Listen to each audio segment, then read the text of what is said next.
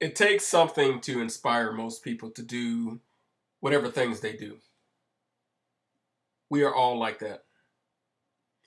So first I'm going to show you something that inspired me to make the video I'm making right now. This is something I've thought about doing anyway, but I'm doing it today partially because I was inspired by what I'm about to show you.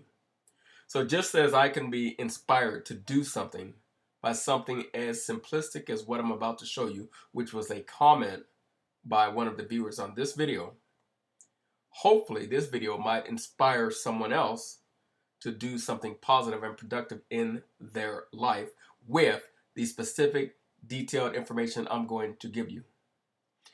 This is my video, 4 times more black men in college than prison. Basically, this video challenges and refutes that notion, indicating and showing factually why that is untrue. It's always been untrue. It's never been true. It's one of those things that has been repeated so often that people just believe it.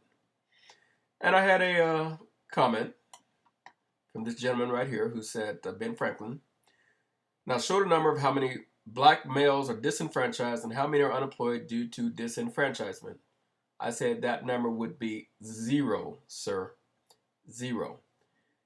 And then he goes, well, what is he talking about then? And he points to this video.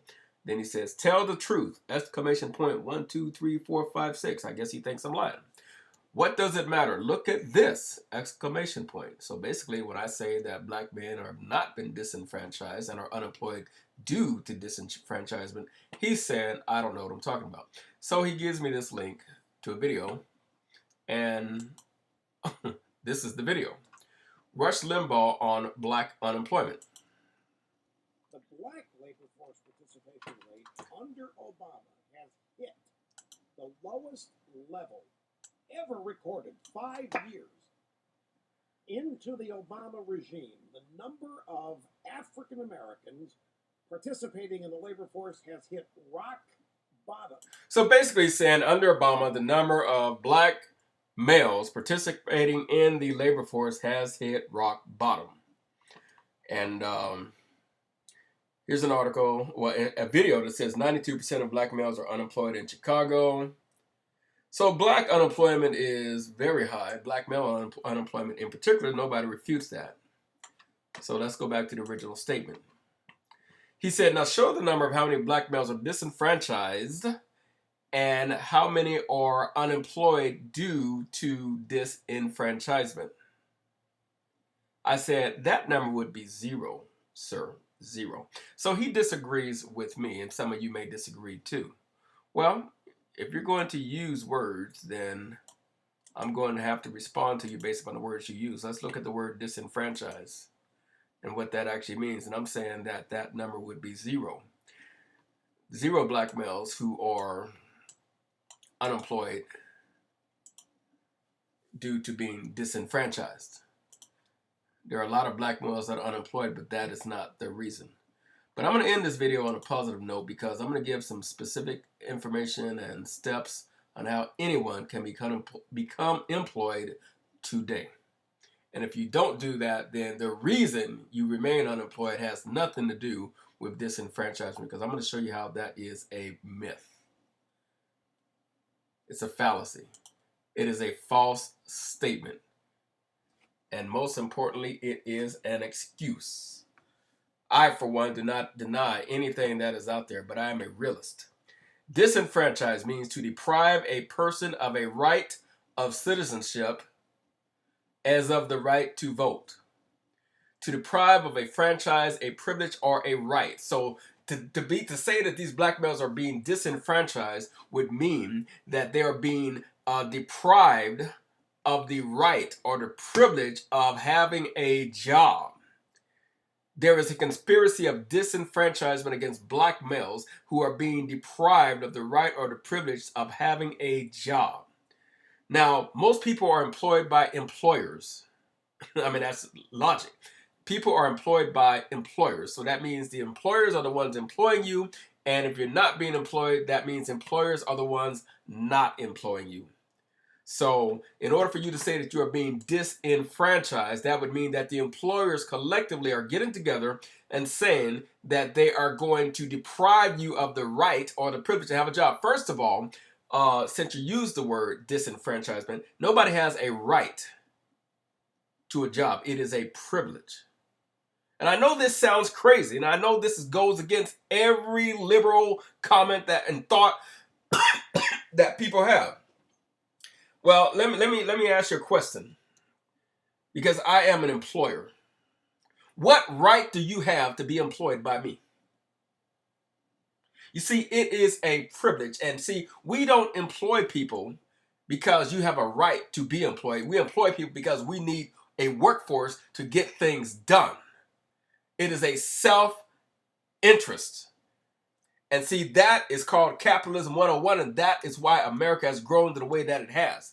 Do you actually think that big companies like McDonnell Douglas, Lockheed, the aerospace industry, the entertainment industry, any of these huge, the oil industry, petroleum industry, you think any of these industries exist because somebody said they wanted to create a lot of jobs? And you do hear people talking about that athletes and entertainers and wealthy people should invest so they can create jobs. No, no, no. The only reason you should invest is to produce, not to create jobs. Because see, you can create jobs without producing, and at the end result of that is going to be nil, because eventually that company is going to shut down, because if you're not making enough profit to maintain the company, to maintain a profit, and to maintain the employees that you have, that's going to be a short-lived band-aid that you put on a major problem. And we need to understand that. And when you understand that, it is incumbent upon you as an individual to know that you must take the bull by the horns. You must realize that it is up to you to self-determine what your life is going to be. Let's look at what this journalist has to say. 92% of black males are unemployed in Chicago. About the jobless rate pushing young men to the tipping point. 92% of African-American male teenagers here in Chicago do not have a job, and the trend is headed in the wrong direction for white and Hispanic teens as well. The jobs catastrophic is very bad here, worse than the national average. Political editor Mike Flannery. So in other words, it's not just black males, white males, Hispanic males, Asian males. We know that the economy has taken a turnaround. And by the way, I know some of you are already getting mad, but you know, that's fine. And if you're mad enough, just click off the video. I frankly don't care. Because what I'm about to do is show any and everyone that's interested why I feel the way I do. I'm going to show you why I feel the way I do, because I'm going to show you some solutions to a problem. Because we can rant and rave all day long. We can pontificate about the issues and how we feel about it and all that, make a lot of noise. But I'm going to be discussing solutions. So we know that it's real. We know that it exists. We know that there is a high unemployment rate. And as they're showing you, even on this article, not just black males, white males, Latino males, especially if you are young and male, and particularly, nobody's saying this, but this is especially true if you're not bringing much to the table. Okay? Because it is competitive. And when they talk about raising the minimum wage, I was talking to somebody about this recently. I was telling them that would be the worst thing they could do. Is here with some insight into those numbers. It would absolutely be the worst catastrophe. thing. The shocking numbers released by the Chicago Urban League are one more grim result of Illinois having 600,000 fewer jobs today than we did in the year 2000.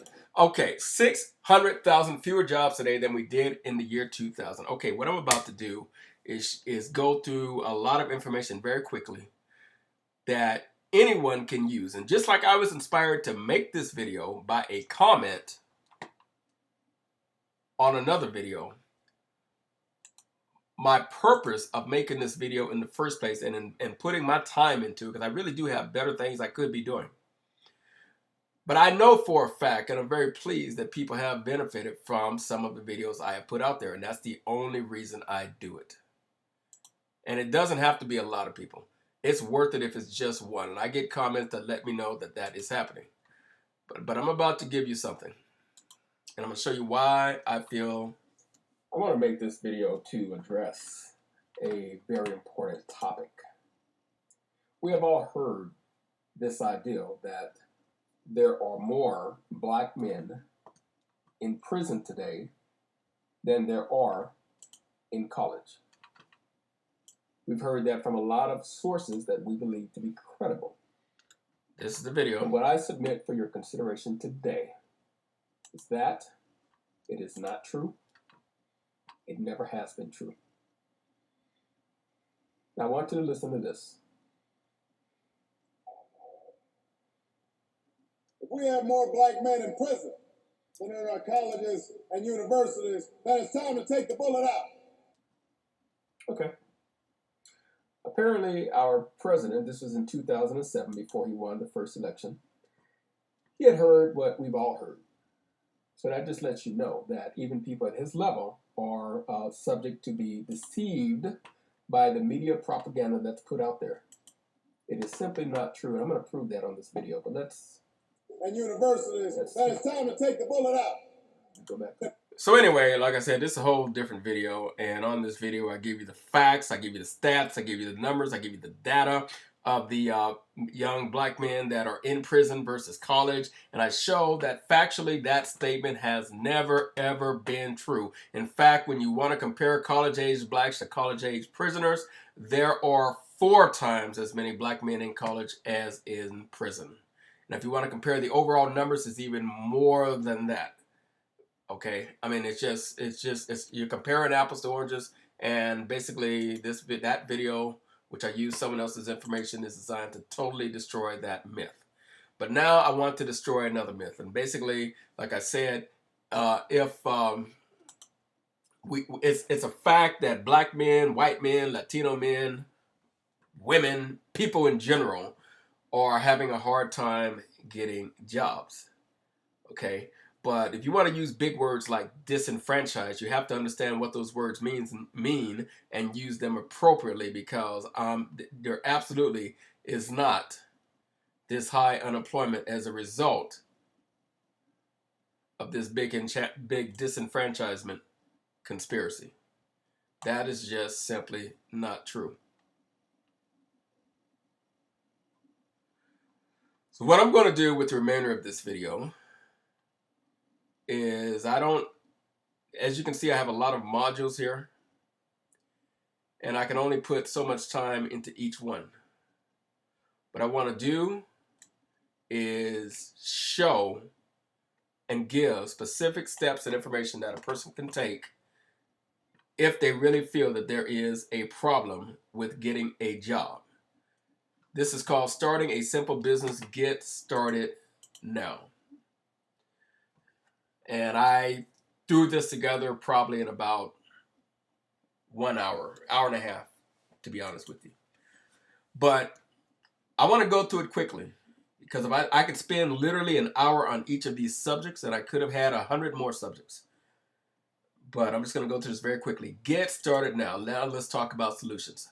Let's talk about solutions to unemployment. I have a video that talks about the hot dog stand business, so that's something that a person can certainly look into and consider. There is a website. It is called learnhotdogs.com.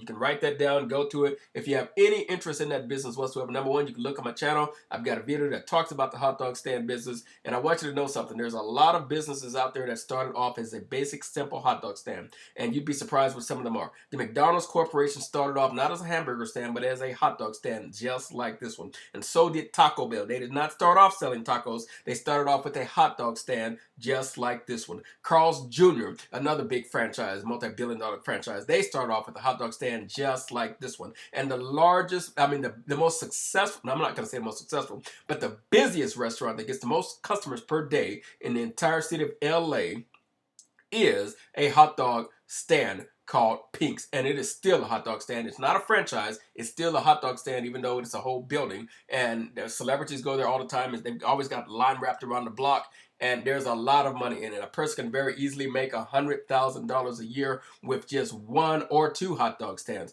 And if you're smart, you're going to branch off into other businesses and other stands and everything else. Back when I never did a hot dog stand, but I did pretzel stands, which is similar to hot dog stands. There was a guy named I'm not going to say his name, because the guy was Italian and he was a millionaire. He was involved.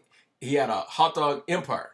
Okay, and basically he was making his money with hot dog stands, and the reason I'm not going to mention his name is because well, I'm just not.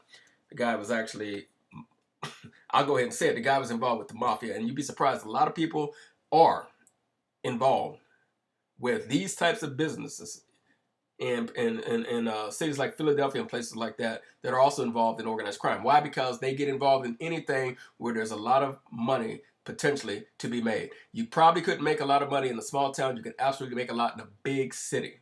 Okay, so clearing 1,000, 2,000 a week is not that difficult, even with a hot dog stand. I would get one that's towable or drivable. You have to get a health license. You can eventually hire others to work for you, and then you can expand and get other hot dog stands. You can diversify. Like I said, I have a video that talks about that. Or you can go to learnhotdogs.com. There's a lot of information about that. Vending is another business I talk about. It's another business I have been involved in. It's a numbers game. Location is everything. You want your stands to be in close proximity one to the other because it doesn't take a lot of time, but it takes some time. I did this business for a very short period of time. I think I was in and out of it in about 3 to 4 months at the most. Why? Because it's something I was curious about. I just wanted to see. It was something different. It was an additional income stream. I was piling on income stream after income stream because I believe in the concept of multiple streams of income. I had an opportunity. I saw an ad in the paper. They were offering 10 vending machines like this one. Okay, and each of them was a 2-headed machine. So I actually had 20, but it was 2 heads per machine. So it was 10 total, and each one had 2 heads. So altogether, I had 20 of these, 1, 2. So I had 10 of these, and I purchased that business with the location for $500. I thought that was a steal because I know that a professional locator would charge you probably $50 just to find a location. I was getting the stand, I was getting the candy that was already in the machines, and I was getting the locations. And when I got the keys and I purchased this business, I actually went to the locations. Some of them already had money in it, so I didn't even add it all up exactly how much money was in the machines. I let it stay there.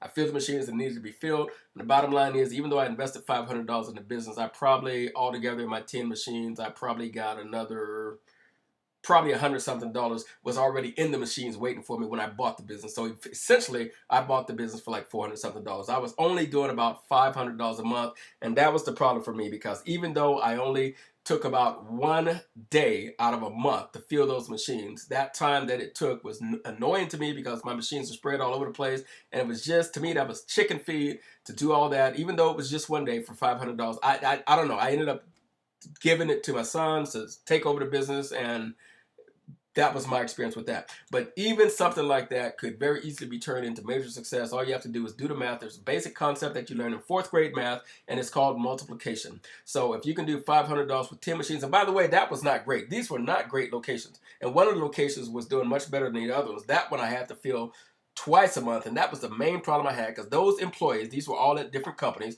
the employees there would get mad if I didn't come often enough because they were emptying that machine every 2 weeks. Okay, and I know it sounds like, wow, I'm just being lazy because that seems like pretty good money for the amount of time I put into it. Yes, relatively speaking, it is, but my machines are spread out all over Los Angeles from east to the west side, and it just really wasn't for me. But anyway, it's a business. You can get into it. The money's out there. It's a numbers game. Instead of having 10 machines, you want to make a lot more money, then get a lot more machines. It's really that simple. So you do the math. If you had 100 machines at the same ratio, you could earn over $5,000 a month, which is more than most people earn. ATM vending. I have a video that talks about that also. ATM machine vending business, it's all about location. And the good thing I like about that business is you don't have to invest any money up front. You can get your location first. Until you have a location, you don't have to buy a machine. When you're ready to buy a machine, you can get one for as little as $1,700 to $2,100 or $2,200. You can get a good machine brand new. I would not suggest you buy a used one, even though you can get a used one cheaper. Okay, get the top of the line, latest type machine. You can actually check it with your cell phone. I'm not going to get all into it. I've got a video that talks about that. And I'm going to click on this right here. That'll take us to it. It's actually on my page. I forget what it's called. I think it's called something ATM machine business or something. anyway, location is everything. You negotiate with the store owner or property owner, proprietor, whatever you're going to put your machine at. You can put it in restaurants. You can put your machine in hotels, motels, Holiday Inns. You can put it anywhere you want. You can put it in community centers. You can put it in government buildings, office buildings, places like that. Workplaces where that don't have one already. You can put them in hospitals, churches, any place where there's a large number of people who congregate in the same area and might need to get money. Strip clubs are really good, bars and places like that where people need to get money quickly. And basically, you make your money off the transaction fees. You can charge 25 cents, 50 cents, $1. At some places, like in Las Vegas, they might charge $7. I've heard of as much as $10, which is outrageous and unheard of, but $7 is not uncommon for a strip club. I charge a flat rate per transaction of $3. That's more than some and less than others, but that's what I charge on all of mine. Anyway, that's another business you can look into and get into. Opportunities are out there. In other words, I'm dispelling the idea that there are no jobs, because you can create a job for yourself if you stop making excuses and have the entrepreneurial mindset. Like I said, I'm just trying to inspire you. I'm not going to give you a full discourse on any of these businesses. Mail order. Okay, mail order is a business I got interested in and intrigued by from a very young age. I mean, from a very young age, because when I was about 9 years old, I used to read a lot of comic books, and there was a comic book ad where they basically said it was the American Seed Company. You could order a box of seeds. You didn't have to send them any money. You just fill out the little coupon. You got a stamp. You lick the stamp, put it on the envelope. You sent it in, and they would send you a box of seeds. You had to sell them, and then you could either choose a prize after you sold them all, and you send them all the money back, or you could keep your profit and just send them the difference. So they had to trust you, and they did. So I sent it in. I didn't even ask my parents' permission. I just did it, and the seeds came in. I went out and I sold those seeds. I sold all of them in one day. So in one day I sold all the seeds, and by the time I was done, I had about, I think, $9 profit for myself. It wasn't much. It was only $9, but yeah, I'm a kid, and it wasn't bad. So and I basically sold the box in one day, and then I ordered some more and did it again. I also worked with another company. I forget what it's called, but they sold Christmas cards around Christmas time. So I went out and I sold the Christmas cards door to door, all of our neighbors, and I did that as well. So for that reason, I was intrigued by the concept of mail order. I got involved in mail order business. When I was about 19, I heard about a guy named Melvin Powers. He had a book called How to Get Rich in Mail Order. I bought the book, How to Get Rich in Mail Order, and I knew that he had a company on Wilshire Boulevard in Los Angeles. I didn't live too far from there, so I called him up one day. I found his number, I called him up, and I didn't expect to get him on the phone, but I did. Melvin Powers answered the phone, and I talked to him. I told him I had the book. I told him I was 19 years old. I think I was either 19 or 20. I was interested in mail order, and I just, I don't know. We had a conversation that probably lasted about an hour. He mentored me. He gave me information. He gave me advice. He gave me wisdom. And if you know anything about the mail order marketing business, Melvin Powers is, at least he was, the man. Okay, that was old school mail order tactics, and right now everybody's into online marketing, but you can still use old school mail order tactics today. In fact, I have a course that deals with that. It deals with using offline marketing tactics to basically drive traffic to online businesses. And there's another guru out there, which I have his course also, which I got it from a friend who bought it and paid for it, didn't do anything with it, but she ended up giving it to me. And it was Don Dupree's course on how to make money with tiny classified ads. And all the haters and the naysayers out there are going to say Don Dupree was a fraud and all that type of thing. He's dead now. He killed himself. But the bottom line is Don Dupree was legit. I personally know people that that got his course, and just with the information in his course did like $10,000 within their first go, their first attempt at using that information. And that took them about a month to put or two to put the whole program together. Now, I cannot credit Don Dupree for my success in mail order, because that was just additional knowledge and information I got. But I know people personally who knew absolutely nothing, unlike myself, and had no experience, unlike myself, and just with Don Dupree's course did pretty well with tiny classified ads. So that's legit also. And the bottom line is all he's talking about is something that's basically common sense. You just put tiny classified ads that might cost as little as $2 per ad, or $3 or $5 or $10 or $20. And if you can spend $20 on an ad and make $50, that means you made $30. Or even if you made $40, you made $20 profit on that $20 ad investment, depending upon, and maybe you made 50, and out of that 50 you had 20 for the ad, and another 10 for the product, and you made $20 in profit, you replicate that again and again and again and again and again and again and again. That's how you make a lot of money. But anyway, that opportunity is out there for anybody for you to create your own income. Another thing is investing. Okay, now there's two legs here that I want to talk about. One of the legs on investing has to do with trading. Trading and investing are not the same thing. A trader is going to be one who is getting in and out of markets on a regular basis, whether they are a day trader or just a pip trader or a weekly trader or monthly or whatever it is. You're looking for certain things to happen. You're getting in, you're getting out, you're getting in, you're getting out, and you're using systems and you're using strategies, and there is a lot to know. It is not for the faint of heart. It's not for the broke. It's not for the weak. It's not for those who don't have two nickels to rub together. You have to have a little bit of money before you get involved in that, because there are certain risks involved. But I would recommend for this, you might want to write this down, onlinetradingacademy.com. Okay, now their main office is in California. Also, I've been there. I've met with them, and I've not taken their full course yet, but that is something I plan to do. It costs about $4,000. You can spend more than that. You can spend as much as you want to, but the basic course is going to cost you about $4,000, a little bit yet less than $4,000 to get the knowledge. And I would say it's worth it. You know, don't take my word for it. Go to the website. It's online. I think it's either onlinetradingacademy.com or it is the onlinetradingacademy.com.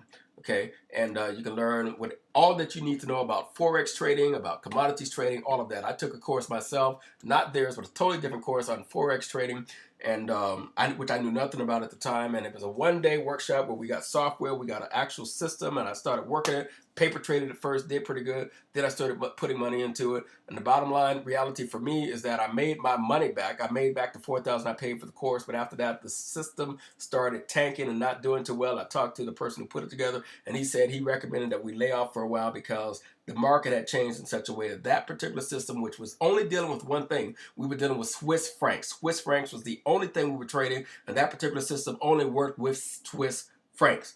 And when it started not working effectively, I didn't want to lose any money, so I stopped doing it, and I intended to go back to it, but I never did, because I'm always doing different things, so that's okay. Bottom line is I didn't lose any money. I made my money back. Investing is not the same as trading. Investing, a good example is Google. And the reason I put Google up here is because I love Google. I love Google. Google can be a pain in the butt. I'm not too crazy about the fact that Google took over YouTube, but as far as a company, you cannot lose with Google. When I heard that Google was going public, that's called an IPO. An IPO is what we call an initial public offering. That's when you have the opportunity for the public to get involved and buy shares of the company. If there was ever a sure thing, there's really no such thing as a sure thing, but if there's ever something that is close to a sure thing, it was Google. I also had the opportunity when Facebook first went public. I knew about that. I did not invest in Facebook, and I have no regrets on that. I don't feel the same way about Facebook that I do about Google. Google, no matter what happens with the internet, Google will be making cars one day if they have to. Google is a company that is rock solid, and like Coca-Cola, they are going to be around for a long time. And by the way, if you had invested in Coca-Cola stock when they first went public, if you had just bought one share of Coca-Cola stock, which cost about $44, which was a lot of money back then, but you'd be a multimillionaire today on that one share with dividend reinvestments. Dividend reinvestments is when basically the company gives the shareholders a percentage of the profits, which is a minuscule amount. It's a tiny amount, but you set it up to where you never get those little checks in the mail. You basically tell them, hold on to the dividends, and when there is enough dividends based upon the dividend payouts, buy more shares, period. And so when you are investing, you don't whine and complain about the ebbs and the flows of the stock. You want it to rise, you want it to fall. And one of the best things that can happen is when the whole stock market tanks. That's a good thing when you have rock solid stock like Google, Coca-Cola, companies like that, because that's like a fire sale. It's like Black Friday. You can get more stocks at a cheaper price because you know ultimately they're going to go back up to where they were. Anyway, we're going to move on from that. We're talking about doing positive things rather than making excuses. Legal services. Now, legal services is something I have an entire very, very, very, very comprehensive course on. I'm not even going to talk about it because that course is expensive, but it's worth it. So let's just talk about the whole concept of legal services. Legal services has to do with the fact that the legal industry is a multi-trillion-dollar business. There's all types of money out there being made, and we have the major players out there who are the lawyers and the judges, the attorneys, people like that. Then we have the minor players. You could be one of the minor players. You could be a process server. You could be a notary public. You could get involved in doing bankruptcies like a paralegal. You can do judgment collections, document filing, immigration, document preparation. You could become a paralegal. You would need to take a paralegal course. You could become a loan signing agent, which basically is a notary public who is authorized to do loan signings for banks. And that's how you can make money as a notary. You could do tax credit filing. For example, in California, for a time, there was renter's credit that anyone could apply for. And most people that did not have a job didn't know anything about taxes, so they were not applying for their renter's credit. And because they were not applying for their renter's credit, that was money they were leaving on the table. And I think the renter's credit was, how much was it? I think it was only about $60 per year, but California allowed you to backfile for your renter's credit if you had not received it. And by the way, it did not matter if you were on welfare. It didn't matter if you have a job. It didn't matter if you were homeless. As long as you were paying rent, you could apply for the renter's credit. It had nothing to do with you paying taxes or whether or not you paid taxes or even had a job. If you paid rent, you could get a renter's credit by filing a tax return. A lot of people, especially in the lower income brackets, did not know about it. So what happened is a lot of people, not a lot, but some people, they went into the business of telling people they could get money for them, and they would basically charge them a fee, sort of like a lawyer would do, and it was legal. Because if you didn't know about it, you would never have filed for your renter's credit, and you could only go 4 years back. So that means you're going to get $60 for each of the last 4 years. That's $240. And if that company is charging $80 to get you $240. A lot of people jump for it because it's money they didn't know anything about. They wouldn't tell them how they were doing it exactly. They would just get them to sign the thing. Basically, that was a legal service they provided, and that was something they came up with creatively. How I feel about that is irrelevant. And it's the same thing with the earned income credit. And by the way, the earned income credit, I think, has been over abused, and for quite some time, and a lot of people are lying and making up things so that they can get the earned income credit, because it's not as straightforward as the renter's credit. But there are companies that they are in business. That's all that they do. They're dealing with people that don't know, and they're basically charging them a fee after the fact for basically applying for the earned income credit. I don't like the way some of them are doing it because it is basically unethical. But the bottom line is there's all types of legal services. There's probably about 20 others other than the ones I've mentioned here. Document filing would simply be, I'm just going to mention this one. If you were to do document filing, that would mean that you basically would have contracts with different attorneys and lawyers and paralegals to where when their clients come to them to have documents prepared, those documents would need to be filed at a courthouse. Now, there's two ways that could be done. Either the client who paid the attorney could go to the courthouse themselves with the documents and file them. File them simply means standing in line. The line might be long. The time might be long. It might be an hour or more in a big city like LA, Chicago, New York, places like that. You might have to be in line for 2 hours. I don't know. And then you have to find parking. You have to pay for parking. So a lot of people did not want to do that. And the lawyers don't want to do it because why would they do it? That's not what they do. They're lawyers. They're not going to go stand in line to file your documents. So they give you two choices. You either do it yourself or we'll get a document filer to do it for an additional $20, $30, whatever they're charging these days. Okay. When I first learned about this a long time ago, this particular person, it was a paralegal, they were charging $20. And I asked her, I said, how many documents is your filer filing for you on average each time? She said about 20. 20 documents each time, and he does it twice a week.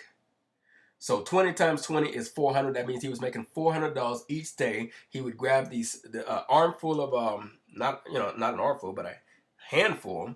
Well, I guess an armful of these files. Take them down, drive down, take them down to the courthouse, which wasn't that far from where her office was. Stand in line and one by one, hand them to the clerk, who looked over, made sure that everything was copacetic, that it was done properly, signed where it was supposed to be, and all that. Then she would stamp it that it was received. He would put the date and the time on it, the date and the time stamp, and then he would take that back to the attorney or the paralegal to let them know, okay, these documents are officially filed. Okay, and that's what they would do. I think they would stamp the first page and give them a copy of it for each one. That way they knew that it was officially filed. There was no dispute about that. And for that, he would make $20 for each one, which the person would give to the attorney or the paralegal, and they would turn around and give it to the document filer. But anyway, I get all into the details of that business in my course.